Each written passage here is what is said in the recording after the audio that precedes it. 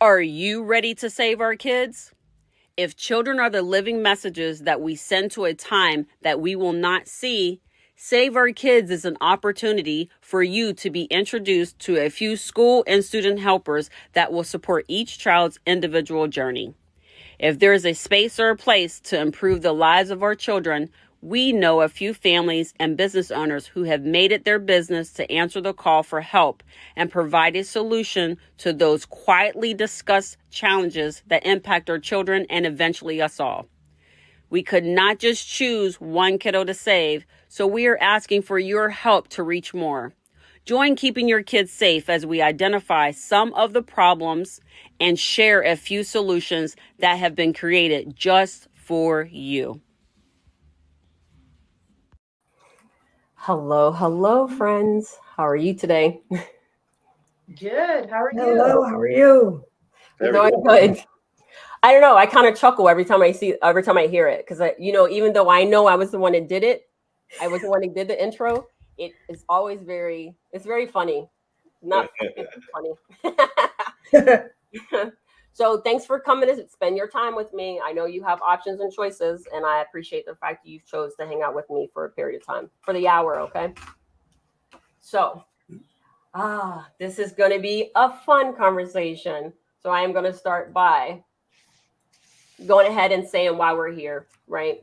So in order for any of us to solve a problem, we actually have to understand what we're solving for. And a lot of times we don't really know. So the National Center for Educational Statistics reports that in 2020, 2021, the total enrollment for schools K through 12 was 49.4 million students. That is a drop from the 55 million children that used to go to school every single year. That is actually projected to drop to 46.9 by the year 2031.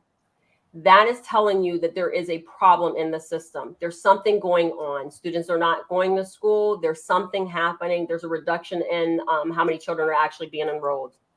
If we take a look at that number, 49.4, we're looking at approximately 18 million families feeding into the school system of 90,000 schools. Remember, K through 12 in the US alone, with 4 million teachers supporting 50 million children. But out of those 4 million teachers, 55% want to quit for various reasons, right? They want to leave, and we see them leaving in droves, and that's a problem. So if we take a look at the 49.4 million children that are enrolling in school today, 7.3 of them are disabled. And that's what I don't think a lot of people know. So we look at this and we want to take a look and make sure that we understand what we are solving for. I want to make sure we put this up here because I want everybody to understand we love teachers, right? We do love our teachers. So between 1976 and now, the number has grown from 3.6 million in 1976 to the 7.3 million we know today. That becomes a problem. So here's what I will say. I love a teacher. I love me a paraprofessional. I love those ones who love to teach, right? But children have said that they do not feel ready for college. They do not want to go to school, and they're not interested in what's happening at school. Some parents express frustration in how and what their children are taught in the school, right? So what I've learned is that no matter which way we look at it, we contribute and participate to the outcome that we're receiving today. So it's up to us to make a decision on what we are willing to receive as the outcome of our educational system and our children, right? We contribute to the increasing frustration, whether we are actively participating or passively. We contribute to the increase, or if we do nothing to contribute, we're still contributing. If we do something, we're working towards it. Our successors are our children. They are resilient, but it's not fair that we test them as much as we do. It is our responsibility to learn from what we have done in the past and apply it to our future to ensure that our children are learning what we need them to learn, and thank them for being part of our community. And I want to make sure that the reason why we're here, we want to make sure that people understand that we are turning our pain our frustration into purpose that will help students, teachers, administrators, and the community to improve the trajectory of each child's development today, tomorrow, and in the future, right? So we have to make a decision for ourselves. I want to take a minute to thank our friends at Helpopedia for always supporting us and making sure that we are pointing in the right direction and supporting those staff. So if anyone is any parents or teachers or administrators are looking for additional help and support for your children K through 12 and those even going into colleges, go ahead and scan that QR code and connect with our friends at Helpopedia. I would also like to ask, you'll see the message, if you can please go ahead and scan and like the YouTube channel so that you can get the updates and the new videos as they come out. You subscribing to our channel helps us to continue the messaging that we have today. All right, so now we're going to go ahead because we are turning our pain into purpose. So we're going to go ahead and let Delisa come up and tell us a little bit about her. Hi, everybody. Thanks for having me on here, Tabitha. And to everyone's listening, welcome, welcome, welcome. My name is Delisa. I'm from Faith and Sparkles World. I'm a leadership coach. And guess what? Faith and Sparkles World started because of my daughter. And I'm going to be real with you guys. You know, she has like some slight dyslexia. And she was the ambassador for the Autism Speaks campaign in 2023. And she's also an award-winning author. Why? Because her purpose, she came to me and she said, this is what I want to do. This is who I am. I'm a superhero doctor. And as a parent who's teaching leadership, not only to others, but I practice this in my home. I've been doing this for many years. I found that when we lead our children, regardless of where they are in life, once they feel welcome, embraced, there's that space for creativity and innovation and trust, they will thrive. And this is why what I do, my work as a leadership coach, working with those in the education field, working with the leaders, the decision makers, as well as with parents, right? Parental leadership is very important. It is necessary. Then we can raise holistic children who are strong, who are living purposeful lives, and who can thrive in any society, in any space. They can live that life, that full, thriving life. I love that. I love that. She came to you and said, this is what I want to do. And you said, okay, well, let's make it happen. And so that's what, I mean, listening is a skill. And children have things to say. Just because we think that they talk gibberish most of the time, that doesn't mean, I mean, most of the time, there's some things I would like, well, alrighty then. Yes, then say it. But it doesn't make sense to me, but at least I'm building a relationship or an opportunity for them to feel free enough to have a conversation. And I thank you for doing that for your daughter and others. 100%. Listening is key. When she came to me, she was 3. And my mom had cancer. So her and our dog Sparkle. So Faith and Sparkle is Faith, my daughter, and Sparkle, and pup that just passed. And she was there to support my mom and take her through. And so she felt how, like, after my mom recovered, that she was a superhero doctor. Now I want to sleep in the middle of the night. You know, you're 3 years old. You just had your birthday a week ago. You should be happy. But no, that was not enough. She's like, Mom, I'm a superhero doctor. Go to bed. Yeah, that's what. This is the real. This is the facts that what happened. And she's like, "You're not listening to me." And of course, children always repeat what we say, right? You're not listening. Listen to what I'm speaking, right? And so I had to get up and listen. I had to sit up and listen. Did I act on it the next day? No, I waited to see, as most parents do, are you going to be persistent with what you're doing? And what we find with children that either has autism, like they're gifted. I just want to say gifted. I'm just going to use gifted children because they're all gifted, right? They have certain tendencies and they will harp on things. You know, all these children always harping on the one thing that they want to do and what they want to pursue. And that's what she did every day. Like, is it time? Can we write it down now? Can we write it down now? She was calling it homework. And then I said, sure, because I was fed up of hearing it. So we sat down on my mom's kitchen table, right, where the story originated, in the home, in the space, where all the things that she did in her stories, that's where she felt empowered to be a superhero, where she saw herself as the doctor, healing and helping through her kindness and her compassion. And then after that, she's like, can it be a real book? What am I going to say after that, right? It's like, okay, well, let's see it. Let's see. Why not? And all I did was call around to various publishing companies to find out, well, what are your thoughts? Can it be? I didn't know the book would win awards. I didn't know it would end up in hospitals across North America, in their resource room for children that's going through pediatric brain cancer. Wow. I didn't know she was going to be an ambassador. She was invited to come and speak at some events for in front of 200-300 people, families, to encourage them when they're doing their walk. I wasn't seeing that. I didn't know that. All I knew was that this was in her heart. And when we listen to our children and say, okay, well, let's see where this goes.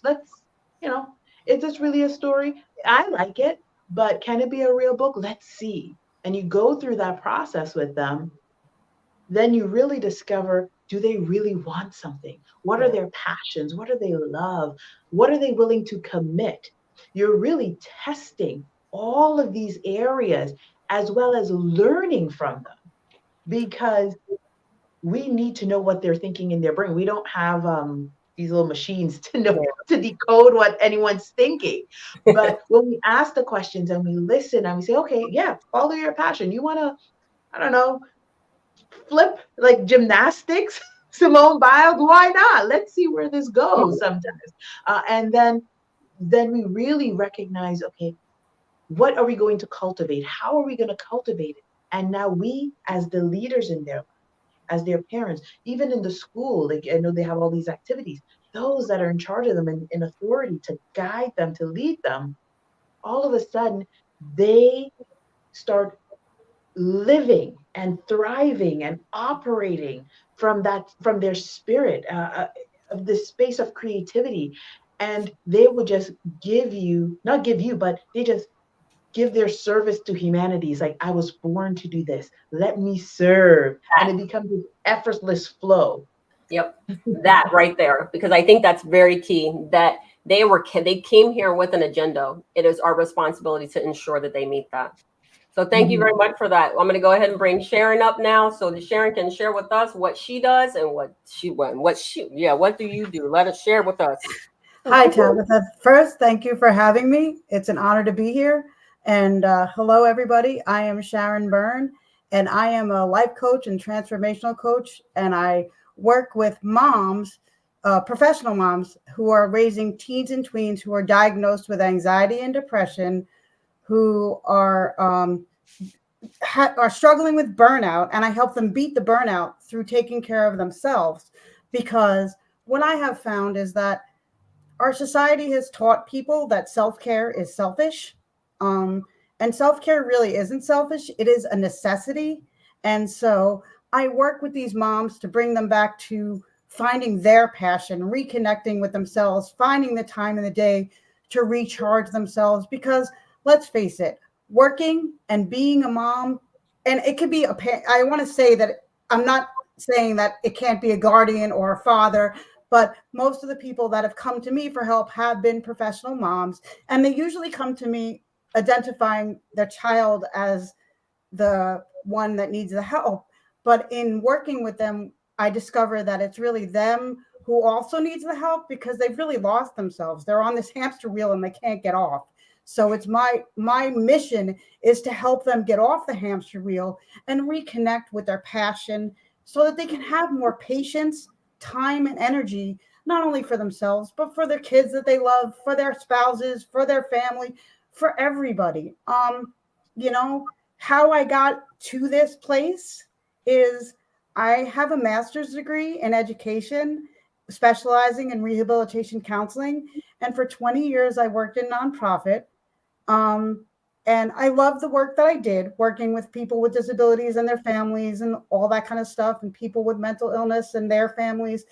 But I found that a couple of things. But first, I found that, I wasn't able to help people the way they wanted me to help them and the way I knew I could, because I was fighting bureaucracy and getting in trouble for helping people with knowledge that I had, because it wasn't in my quote job description. And the other reason that I shifted and am now a life coach for 9 years working with the population that I just expressed is because my son was diagnosed at the age of 9 with severe anxiety, at the age of 14 with major depressive disorder, and at the age of 6 with ADHD. Now, once the anxiety hit, he had major school avoidance. And I'm a single mom, so I had to come up with a way that I could work, make a living, and keep food on our table and a roof over our head while also navigating his needs. So life coaching just seemed like, somebody, a colleague of mine recommended it to me, said that I should look into it, that I'd be great at it. And so here I am doing what I love to do and just hopefully helping others rekindle their self-worth. Because as a parent of a child with needs, I got, no offense to the school systems and people who are listening, I'm speaking of my experience. I got annihilated as a parent within the IEP meetings. And I'm just speaking very truthfully. My experience was not a good one. My son got annihilated for having the problems that he had with his executive functioning because of his ADHD, with the anxiety. And I just couldn't sit back anymore. And, I watched my self-esteem just go down. I was helping other families fight the fight, but I wasn't able to fight the fight for my own son because I was letting these people completely take away my self-confidence and my self-worth and take away what I knew I knew. So I had this epiphany when I was working with my son's service providers who said to me, stop, find your voice, use it unapologetically. And from that moment on, that's what I did. And here I am. So thank you, Tabitha.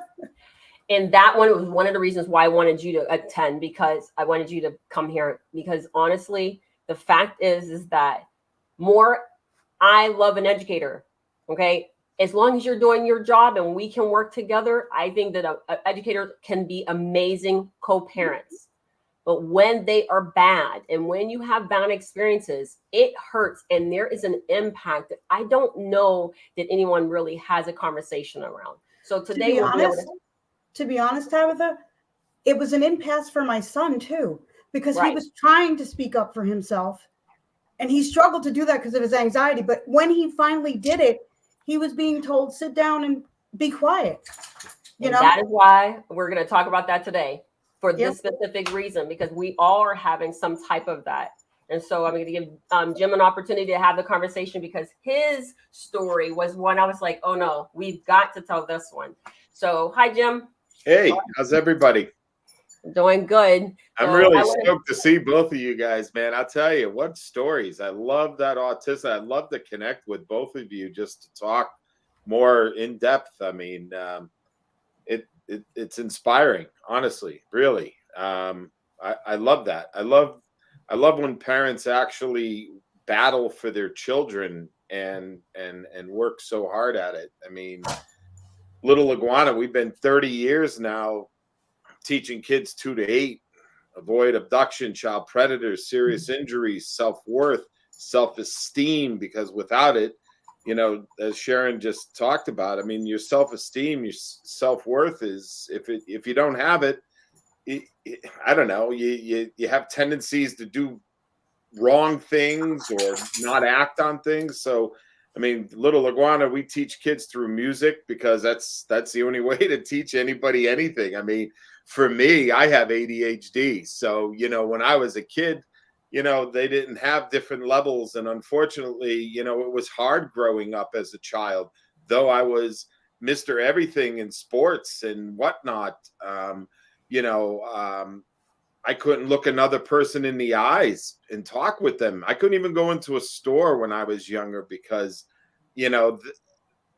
I didn't feel like I could go in there. I wasn't worth going in there. And to hear these other stories, it's great to understand that. I mean, I was big, strong, whatever, teased unmercifully because, you were taught not to respond, because if you did, then you were, labeled bad person, bully, mean, whatever, but you were just defending yourself and you didn't know how else to do it because, life was just overwhelming to you. You have 10 of your friends teasing you, then you go to school and you get teased, and, and though they say that there's zero tolerance in bullying, we understand if you have autism or if you are challenged or you have ADHD, don't let them fool you.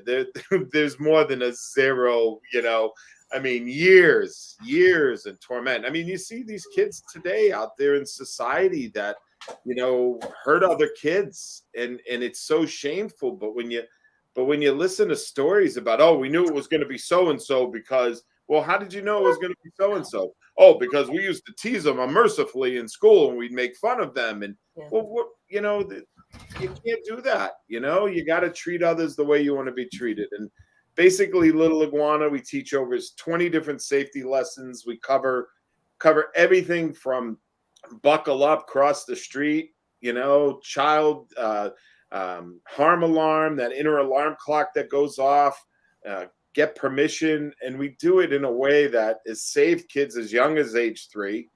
And they remember it all the way up to 16 years old. I have 20 something year old. Like I said, this is our 30th year. I have 20 some odd year old people coming up to me singing the songs that we sang to them one time in school. It's so cool. But, we strive to teach kids we empower them. That's the thing. If you can empower somebody to do things, they'll figure everything else out. But they have to have that self-worth, self-esteem, and really that's what it's about. Little Iguana is only a dedication to my children.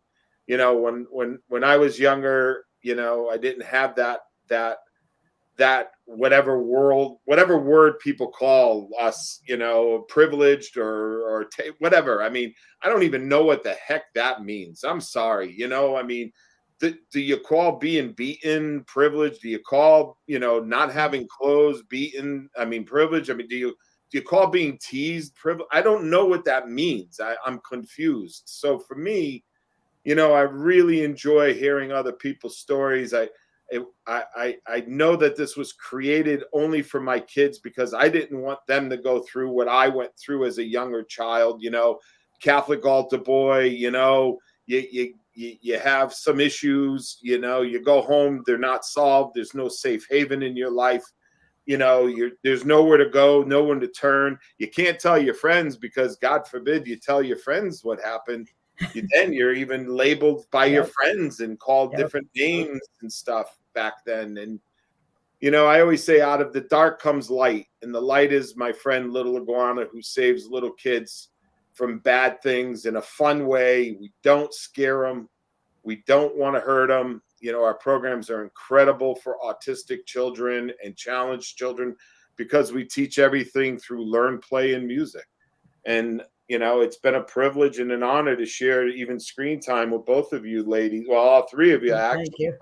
Both of you that I haven't spoken with before. And I admire both of you very much and would love to connect at some point. Awesome. This is going to be an amazing conversation today. I can see it in our future. Okay. So I'd like to take a moment to thank those who have joined us. Hi, Sandal. Hey, Joe. Christine. Hey, Phil. I know Jim does have a wonderful mission. He does, I have to say. So let me turn on this to say questions are always welcome. So we were talking about disabilities, and so we're talking about the ability to be seen by education if we're thinking about it, right? So there are children, we talked about the fact that high anxiety. So Phil actually makes sure to let me know that there are a certain percentage of students, and I always like to write the numbers down. So my apologies. So 44% report that they are depressed, 37% report anxiety, 40 to 60% report test anxiety, 90% of our students are sleep deprived, and about 1.5 years behind. So at the end of the day, if we're looking at the situation, we have a lot of work to do because what we're receiving in return is not what we signed up to when we decided to pay those taxes into the schools to help educate our children. So we're just having this conversation. So today, one of the reasons why I wanted Sharon here and Sharon here was because when she told me about a story about how teachers have a bias. Teachers have a bias against anyone who is labeled. So right now we have, and I'm not saying all teachers, please, I am not saying all teachers, but in general, human beings have biases to what they like and what they don't like automatically. That's one thing we can all agree on. What you choose to do with your biases is what we're talking about. I don't care that you're biased one way or another. That is not the point.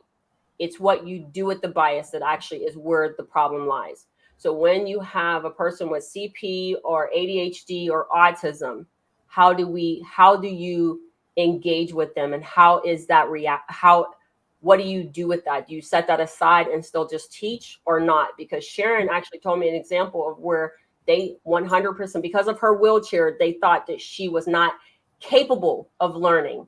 Have any of you had any of those experiences in your time dealing with the school district or any disabled students? And okay, by the way, students are not disabled. My son is not disabled. He is differently able-bodied. He is 100% able to learn. He is 100% able to stand there and have a conversation with you. The difference is his superpowers are slightly different than mine. His are not one you can always see, but people take advantage of that. So take a moment. My son just had to walk away from a job a few months ago because a manager made it her business to pull out a gun, and I'm going to say it, pull out a gun and threaten him with it. Now, that is an able-bodied person with no label, which is actually creating a hostile work environment for a person who didn't do any harm. He is not incapable. And I hate the fact that we use this word disability and throwing it around like those people can't do. That's wrong. And that's a bias that needs to be changed. So now I'll go back and step back and say, I'll give you an opportunity to answer. Tabitha, may I share a little bit about that story real quick to illustrate what you're saying? Yes, because I want Jim and Delisa to understand, but then I also want our listeners to be able to chime into that as well. Absolutely. So when I was in 10th grade, I was taking my first year of Spanish in high school, and it was parent-teacher conference night. And for those of you that don't know, just really quick, let me back up and say that I was born with cerebral palsy, and I was the first person mainstreamed in my school district after IDEA was passed, saying that they had to accept students with disabilities that could be educated in the school system, because prior to that, the school district would not accept me, even though my parents would go and fight for me every year until IDEA was passed. I was educated in a school for students with disabilities. That being said, when I reached high school, pardon my assistant, when I reached high school, my Spanish teacher turned around to my parents and said, "We're not allowed to discuss grades during parent-teacher conferences, but I was surprised at the grade I had to give her. You probably won't be, but I was surprised." And my father said, "You don't have to tell me the grade that you're giving, that you, quote, gave her, but let me redirect you, let me educate you and say that you didn't give her anything. Whatever grade you had to write down in your grade book, she earned." And he said, "Well, I have to apologize to you because when I saw that she was in a wheelchair, I just automatically assumed her brain didn't work." And that is why I asked the question, because that is, if she was having that experience then, I have heard other children have that experience now. The experience still goes on now because my son, who has ADHD and very significant anxiety and depression, and also very significant issues struggling with his executive functioning, I would constantly hear, "He's so bright. He's so bright." And I'm not bragging, but he's very bright and he could do the academics very easily, but the executive functioning would get in his way. The anxiety would get in his way, and they would plan to play off each other. The more anxious he got, the more difficulty he had organizing himself. The more difficulty he had organizing himself, the more his anxiety would ramp up. And I would sit in meetings and they would say, "Oh, no, he's just lazy. You're not parenting him strictly enough. You're not giving him consequences." And I would say, "Well, how about meeting him where he's at?" And that never happened. It was always, it was more about a blame game. And I'm not into blame games. I'm into, we all have the same objective. At least I would like to believe we all have the same objective, which is to raise our youth to be confident, competent people. So if we all have the same objective, it confuses me as to why we're working as adversaries. Yeah, that is true. So how has the biases for the teachers impacted you, Delisa? Because I know that, well, I'm not going to. Okay, one of the so with Faith, she's very capable, and I didn't label her as anything. I didn't tell them that she was anything. She started school very early, and one of the things that I found when she was into school, because she was bored, she would walk around because she wants to see where everyone's at. That's just how she is. It's how she functions. She wants to know who is like not really at the top of the class, like where everyone's at, so she could place herself. And this was 3 years old. She's doing this, okay. And what the teachers didn't realize at the time, she was actually doing after school programs where she was doing math and English. They didn't know that. And in the first year she was doing that, she was getting like national awards for her reading and for her math. But in the school, when I got not assessment, they do the little writings and stuff, the write-ups, they were saying, oh, she has trouble identifying letters. And I go, what do you mean?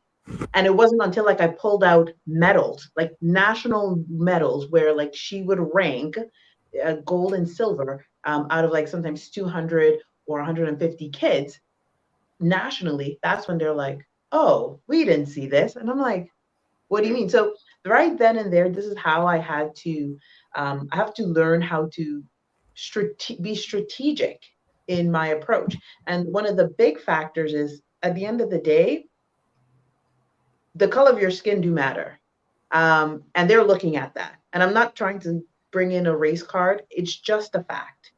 It is a fact. So they will look at your child, and it doesn't matter if you're paying money for the school or not, and they just see what they see. And if your child thinks a different way and they don't know how to control that or mold it, right, or put it in a box, if your child is not compliant the way they need your child to be compliant, this now is where you need to stand up and speak up. And one of the things I had to train my daughter at a very young age was saying, I need you to tell me what's going on, because she would ingest what she's hearing, like all of our children. Sure, Tabitha, your son, and Sharon, your son as well, they listen to every single thing. They're paying attention to every single thing. They know, they have such great awareness, and so they ingest it, and then they want to try to fix it without sharing. And so with that, it was like taking that stance and saying, okay, I need you to share what is going on, because I need to be able to stand up for you before it goes bad. Because she would take that in, and then all of a sudden she's drooping.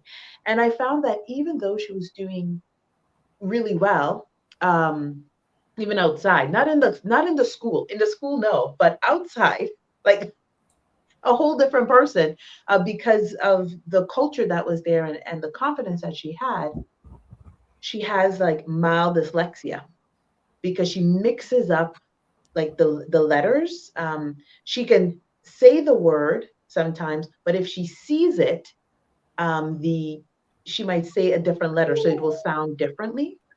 And so because of that, they would want to hold her back or do all of these things. But verbally, anything, math, spelling, all of these things, she can do it. It's very easy. It's naturally. But then when it was sitting down to do the reading, she's slower, even though she can do it, because her brain needs to take the time to like process the letters, put it together, and then if she feels rushed or if she feels their energy, like tension, then it's like she panics a bit, and then she can't do it and she can't remember, and then they're like, well, she doesn't know it. And so that whole like cycle. So it was me as a parent teaching her how to stand and use her voice and say, no, I need a moment. I said, even tell me you need a moment. Tell the teachers.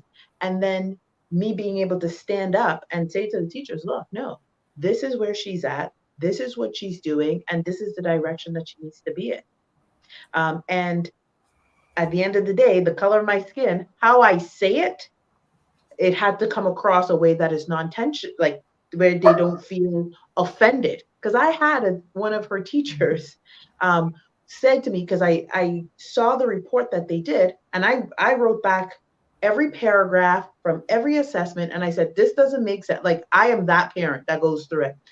And when I sent everything back, yeah, I go through and I sent an email. I did not pick up a phone. I didn't go in person. I sent the email. I addressed it professionally. And my response that I got from her was, oh, well, we will sit down with the principal to discuss this Montessori system or this system and that system. I'm like, I don't need to sit down with the principal. You're the one that wrote it. And I'm asking you specifically based on actual results, not me as a parent, but this is actually outside results that is over a long period of time, not just a one-time thing consistently. What you're saying does not match. And how you speak with my child in the school or what she's overhearing, even though they liked her and they were nice to her, just certain things they would say, she would adjust it. And then all of a sudden she starts like low self-esteem going down. So now I have to build it back up. Anyways, long story short, she's homeschooled now. So there you go. But she's also homeschooled because of bullying. I mean, she was because of the bullying. Teresa, I can Yes. totally relate because my son would stand up for himself, but he would overhear things and he would just go back into that cave of why am I even bothering trying to speak up, because they just think I'm such this bad person. And I remember at one point they wrote a behavior plan for him to try and get him to work around his school avoidance. And when they brought him into the social worker's office to sign it, he actually had the wherewithal, because I had been working with him, to say, I'm not signing this until my mother signs it. Yeah. And when he came home, he said to me, I wouldn't sign that thing, Mom, because I knew you wouldn't, because that piece of paper has nothing to do with me.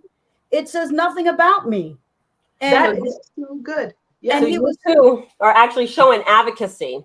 So I know we had Harvey Hazen on here last year, and he talked about the fact that parents needed to learn how to advocate, because what we don't. So you've seen one of the banners that came up, and I'm a firm believer of this. Parent 1 is home. Teacher 1 is at home. Yeah. Parent 2 is at school. Teacher number 2 is at school. This is a co-parenting situation. Yes. So when your value systems and their value systems do not align to give you a desired outcome for your child, you have to figure out what you want to do with that. And now you're responsible for that. But when you add your bonus parent, which is the community in, and so we are your community. I love me some Jim, though. I think I'm gonna have to get with Jim eventually, because he's part of the community. He's not someone who would have been someone, my neighbor or anything like that, but he's in the child safety community. So I would be able to reach out to him and say, hey, I'm having problems with bullying with my child, or I'm having problems with low self-esteem and things like that. And then if I contact Jim's going to be like, okay, so how I'm going to help you at home first, but then I'm going to actually look to try to get to the root cause of that. So Jim, when we talk about teacher bias, or the biases that come associated with teaching children with any type of ability, what has been your experience? Well, in my world, I deal with schools 30 years. So, I mean, I could write 10 books, never mind one book. I mean, like I always say, it's not even a joke, but it's a joke to me when people say, oh, we have zero tolerance in bullying.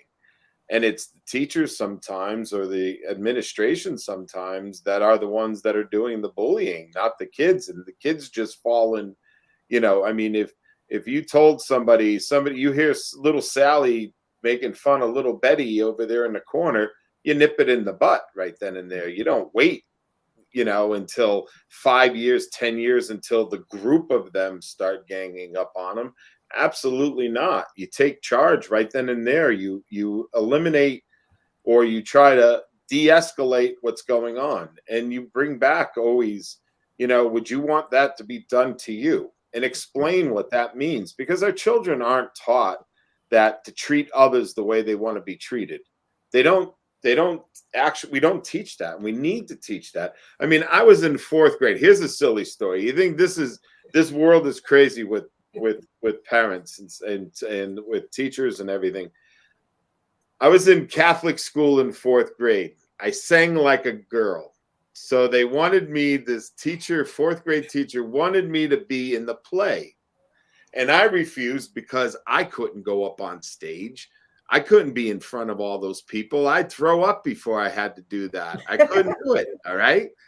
So she sat my butt in the hallway, in a desk, in a chair, in the hallway, because I didn't want to sing in this Christmas play. So weeks go by. My parents go into the principal's office, and they're talking about, he's a disruptive person and all this stuff. And I said, Mom, Dad, it has nothing to do with it. She wants me to sing in the play, and I don't want to sing in the play. So my parents go, just give in. Not fight for me, but just give in. Okay. And this is what taught them a lesson. So I said, okay, I'll sing in the play. That day, my desk was moved back into the room with all the other kids. Okay. But then come Friday night, I bring home the form. Yeah, you guys have to make these costumes for me for tomorrow's play. I was a sheep. I was a shepherd. I was shepherd number 2. I was a traveling, they had 4 costumes to make. They're putting cotton balls on a sheet to sew it up to make me into and I'm a big sheep. A lot of cotton balls, it wasn't just a twin sheet. It was like a king size sheet, a lot of cotton balls. So they put this in, and I said, okay, see, you learned a lesson, didn't you, Mom and Dad? But you do see it in schools, and a lot you see, like, oh, your brother was a troublemaker, so you're labeled a troublemaker, or your sister was this, why aren't you like that? Yeah. They don't take it as the individual. We're all individual people, okay? Mm-hmm. And it doesn't matter. This is something we need to teach every day in our school, is to accept everyone for who they are, without any bias, without any you're this, you're that. You know why people are mean to other people? Here I've discovered the entire thing of life. Okay, you guys sitting down, everybody out there sitting down. I'm standing, but if I drop, you'll know why. People are just mean to other people because they're not happy with who they are. Yeah. Okay? Yep. And if you try to convince me otherwise, I'm not even going to listen, because it's wasting my time to listen to something or someone that doesn't understand what it's about. What this world is as soon as, do you ever see somebody who's so full of themselves, like they're just so happy and they're content, go around and say bad things about other people? Never. It's always the people that, yeah, they might have money, they might have cars, they might have fame, but there's something in them that they just, they're just not happy with who they've turned out to. I'm going to share with you, and I really want to hear your thoughts on how parents should approach this, because my approach was slightly different. When my daughter, on the topic of bullying, especially in the school, when my daughter went to a school last year, she had to come out. This is when she was homeschooled.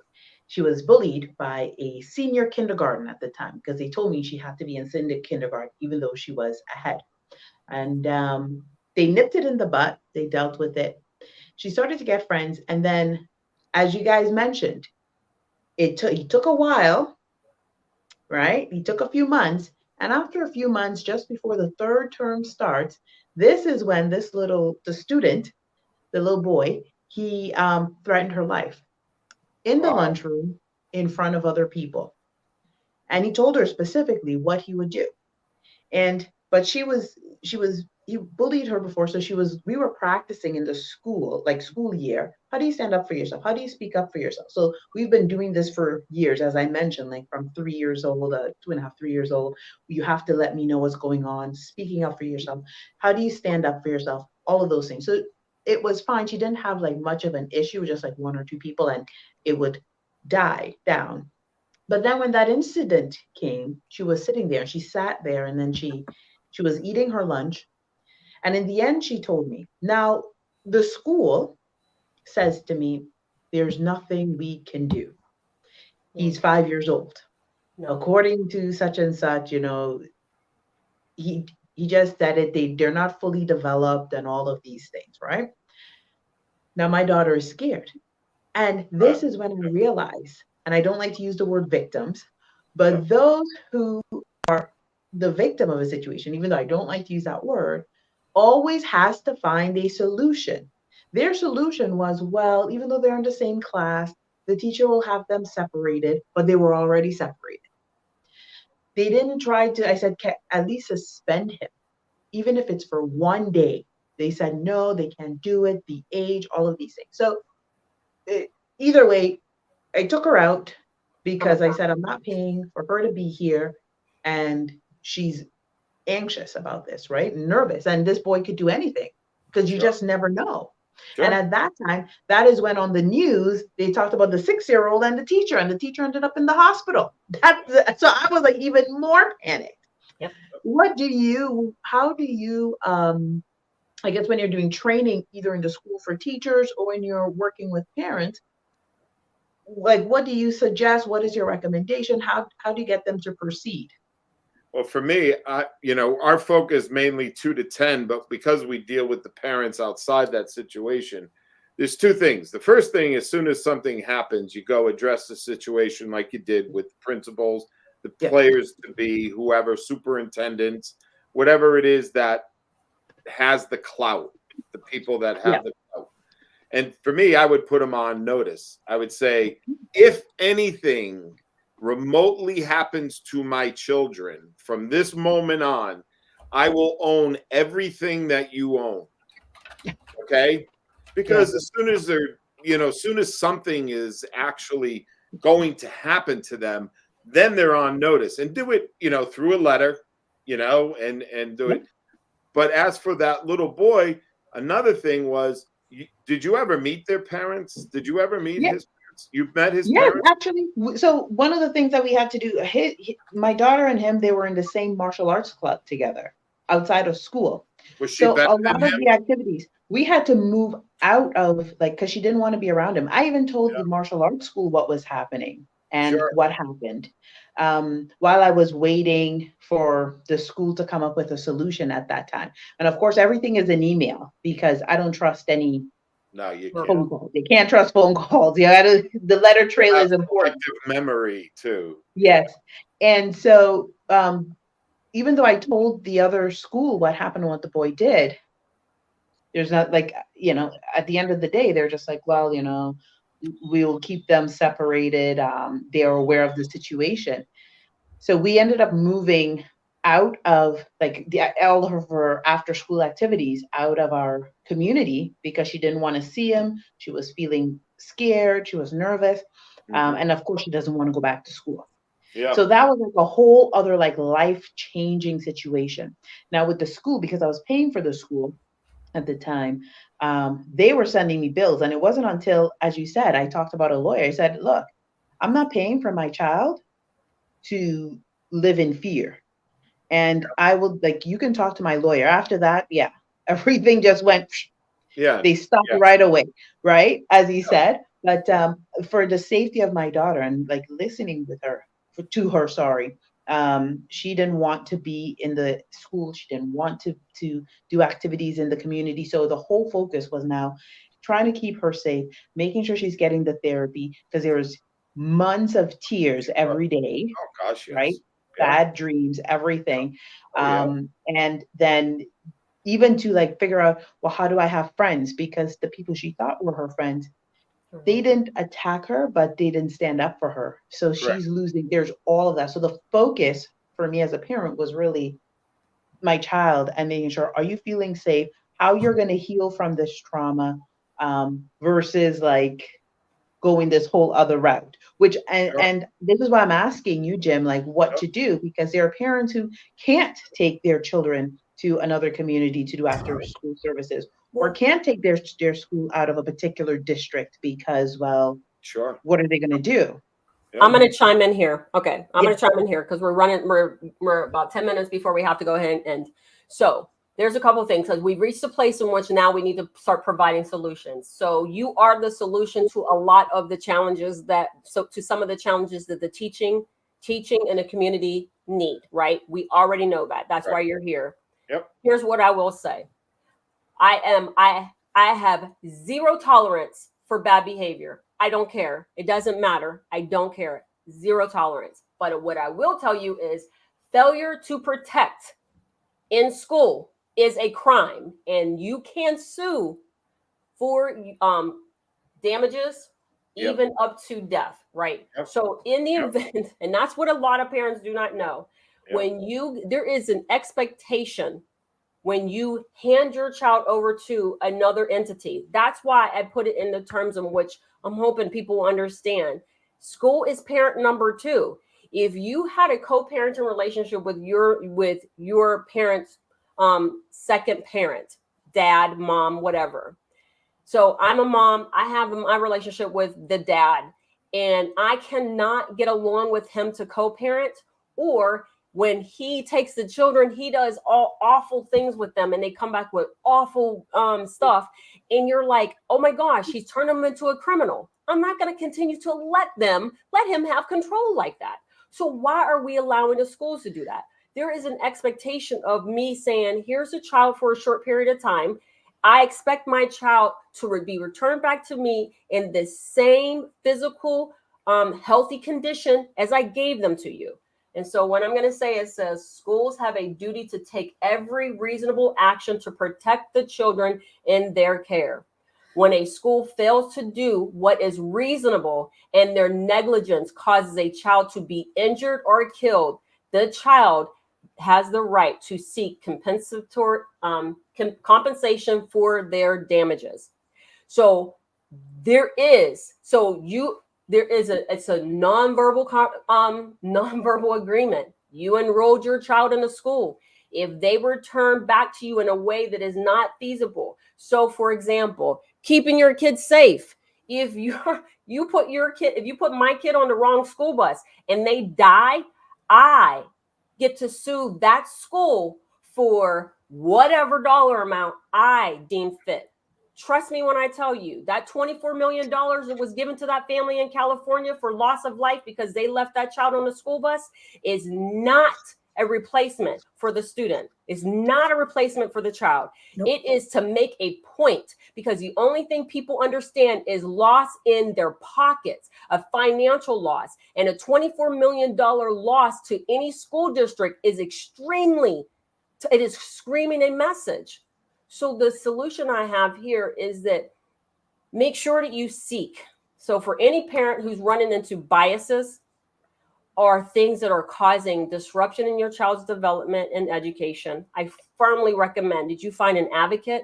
You find someone who's going to be able to help support you in reaching your desired outcome. And if possible, move your child, because there's a second part of that. Do you know that if the school does not have if they do not have the resources necessary to teach your child with a disability, they have to pay another. May I speak to that? Because yes. My son, I fought for my son to be put in an alternative school for children with anxiety and depression, and he went there from 10th grade all the way through 12th grade, and it was a game changer for him.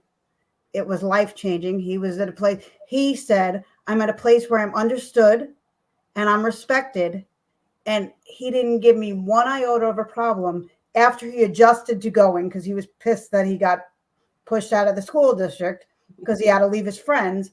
But once he got accustomed to being there, he didn't want to leave. He almost didn't want to graduate, because for the first time in his life, he was accepted and felt like he was actually flourishing. And to be honest, COVID took away a lot of the opportunities that he would have had through that school. So in one way, he was hoping he could stay, but an alternative placement can be a game changer. Are things perfect?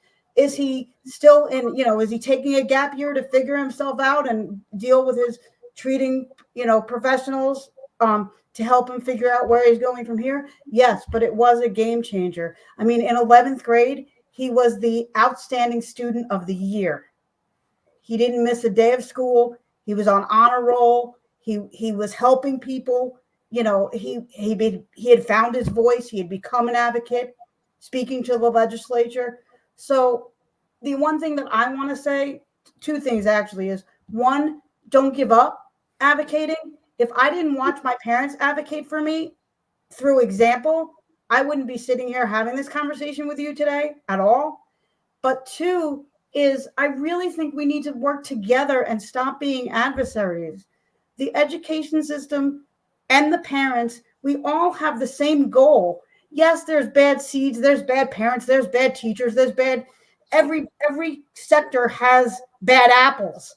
But for the most part, we all have the same objective. So if we all have the same objective, why do we sit in meetings, or why do we fight each other so much? Why are we right fighters? Why do we have to be right versus wrong? Why can't we say this person has this need? What do we do? And also, one other thing I must say before I leave here today, we need to start focusing on people's assets, not so much on their deficits, because holy mackerel, we can try to bridge the gap of the deficit and try to teach them a little bit so that deficit becomes less of a deficit. But there comes a time where you have to shift from fixing, quote unquote, the deficit to focusing on the assets and building the asset, because we all have talents and gifts that we were meant to bring this world, and we're never going to find those in our youth or anybody if we're too busy focusing on a label or a deficit, or a perceived, and I want to say it this way, a perceived deficit. And so I know that might have been a little bit of a soapbox, but I'm very passionate about this stuff, and I can't help it, because, and I won't apologize for it, because I don't want to bash the education system. I want to help the education. Well, I want to help them improve. I want to. I'm not talking about you bashing anybody. No, we love teachers. Yeah. We love teachers, but the bottom line is the outcome that I personally am receiving. And let's be very clear: from 0 to 5, that's home, until you put them in universal pre-K, and then the school gets to yank out what you pour in and put in what they want. Okay. Exactly. From 5. Okay. So, and I'm bothered by the fact that they couldn't suspend Delisa, because do you know that most of the suspensions happen before they hit first or second grade? So there's a lot of students that get more than 30 suspensions before the second grade. So why they didn't want to suspend has everything to do with that bias. Yep. But what I will tell you is that ultimately we love what they're doing. So from 0 to 5 is home. From 5 to, the 8 to 18 years is in school. We have them for life, right? Those kids don't go away. How do I know? Because I got 2. But, they don't go away. You have that for life. I'm here. They're carriers forever, right? So we have to know that when they come out of high school, they're going into college to get trained to do whatever they desire to do. But guess what? Guess where the problem that starts in K through 12, where it ends up in our employees. So as a business owner, I'm getting ready to hire a bunch of students that are coming through our K through 12 system who have been bullied, abused, and told they don't count. They lost their ability to their motivation and encouragement. And now I have to take them and help them heal while helping them get paid to do a job. So the problems that exist in K through 12 actually show up in our employment pools. And I don't think I don't like the experience I have at Walmart when I go in and the people are nasty and mean to me. And that's a result of what they've had to feel. So we're at the top. We're getting ready to hit the top of the hour, and I have enjoyed our conversation. This has been a good one. So what I will say, thank you, Phil, because again, he said the solution is very simple. We really do have to go in and make sure we bring an advocate. Don't go in this alone. You're not alone, and your children need you. At the end of the day, your children need you. If you do not show them how to advocate, the 20% effort done by your parent number 2 will have 80% impact for the rest of their lives. You have to Absolutely. make a determination on how you want your children to show up and exist and contribute in this world. And until we do better, we're going to continue to have what we are having today, which is a negative outcome and one that we do not wish to continue. So I thank everybody for being here today. It has been an amazing conversation. Thank you, Phil, Sendal, Christine, Muhammad. We got a new one today. We have a lot of people that have come through and to support us, Troy. So we do appreciate you. We'll be back next week, same time, same channel. So Thank you, Tabitha. Thank you for Thank having you. me. So Bye, until everybody. next time, words are power. Please remember to use them wisely. Yes. Thank you for your time today. We appreciate the support and look forward to you visiting us again next week, same time, same place. Until then, words are power. Please remember to use them wisely. If you have an interest, like to be on our live show, please let us know and send us a direct message.